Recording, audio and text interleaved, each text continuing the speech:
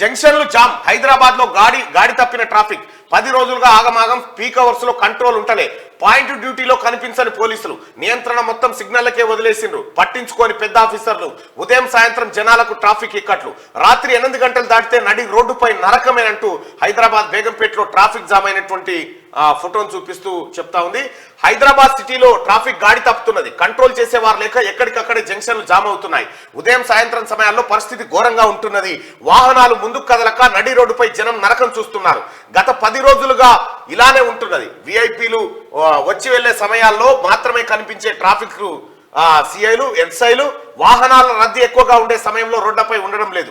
Signals వద్ద traffic monitoring బాధ్యతలను constables, హోంగార్డులకే అప్పగించడంతో peak hours లో ప్రధాన కూడళ్లు, రోడ్లపై భారీగా ట్రాఫిక్ నిలిచిపోతున్నది.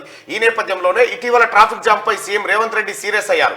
ఇంత నిర్లక్ష్యంగా ఎందుకున్నారంటూ అధికారులపై ఆగ్రహం వ్యక్తం చేశారు. తాను ప్రయాణించే మార్గాల్లో కూడా ట్రాఫిక్ ను ఆపొద్దని, ప్రజలకు ఇబ్బందులు తలెత్తకుండా చర్యలు తీసుకోవాలని సూచించారు. ఆయన అయినప్పటికీ పరిస్థితి మెరుగుపడకపోవడం గమనార్హం. ఫీల్డ్ లో కానిస్టేబుల్, హోంగార్డులే. హైదరాబాద్ కమిషనరేట్ పరిధిలో మొత్తం 2500 మంది ట్రాఫిక్ సిబ్బంది పనిచేస్తున్నారు. అయితే ట్రాఫిక్ సిబ్బంది రోడ్ల మీద కనిపిస్తలేరు, రోడ్లు జామ్ అయిపోతా ఉన్నాయి ట్రాఫిక్ వాహనాలతో అని చెప్పి వార్తను చూస్తా ఉన్నాం.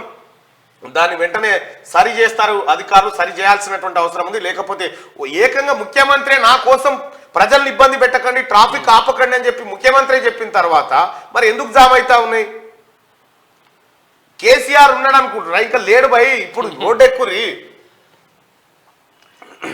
నువ్వు గొప్ప ఐపీఎల్ క్రికెట్ ఎవరి కావాలి చిన్న, ఓకే ఐపీఎల్ వేరమాట. అయితే నువ్వు అది కావాలి ఇది కావాలంటారు పిల్లల్ని.